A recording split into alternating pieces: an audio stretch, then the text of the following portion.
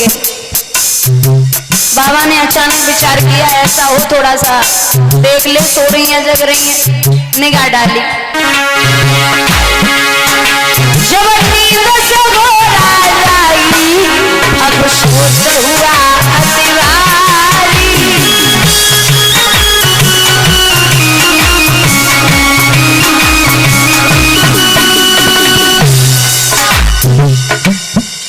हाँ हेलो, कहाँ हो? हाँ तो ऐसे कर ले, थोड़ी सी हेल बजा ले।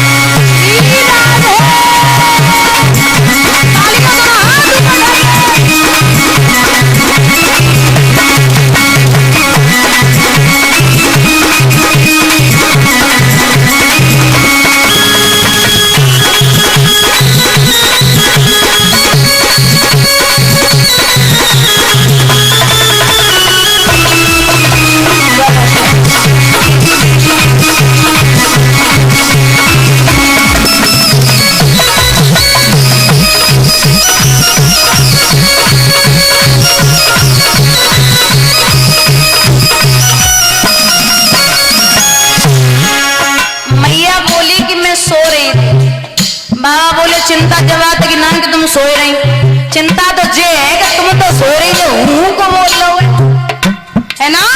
तो चारों तरफ निगाह डाली, एक वृक्ष पे शुक तोता वो हूं की आवाज दे रहा है।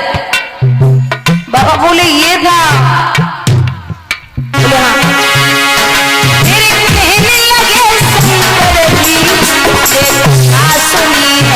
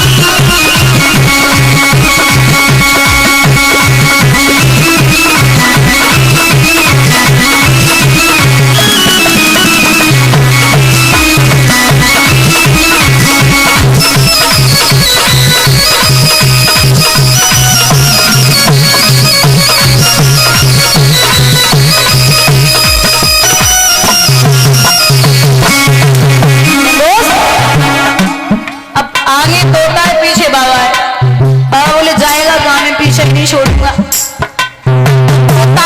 उड़ते उड़ते ब्यास जी की पत्नी अटे पर खड़ी थी, स्नान ध्यान करके अचानक जमाई आई। हुआ ऐसा, हवा के रूप में तोता पेट में प्रवेश किया। उड़ते उड़ते तोता जब प्यास लगा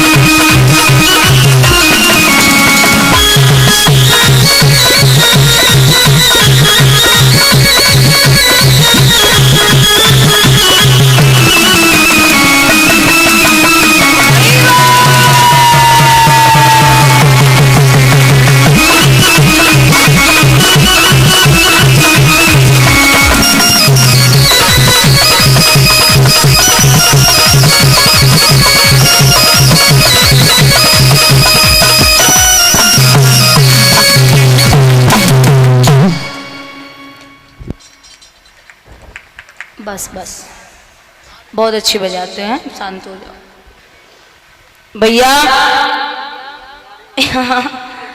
यहाँ व्यास जी की पत्नी के गर्भ में प्रवेश कर गए। बोले आप पीछे पीछे पहुंचे, त्रिशूल ले। बोले व्यास जी, बोले क्या हुआ? बोले हमारे यहाँ से चोर चोरी करके आया है। व्यास जी बोले इतने बड़े धनवान कब थे, सो डकैती पड़ने लगी तुम पे, खाए भी गरे दाने ना है, हमसे कह रहे हो चोर हुआ। बोले ऐसा वैसा नहीं है। फिर बोले ऐसा चोर है जिसने अमर कथा सुनी है। बोले महाराज जब अमर कथा सुनी ली तो फिर आप उसे मार नहीं सकते, क्यों? बोले अमर हो गया। अब बच्चा 9 महीने 9 दिन के बाद पैदा होता है। महाराज 9 साल है गए, सुखदेव जी गर्भ से बाहर नहीं आए।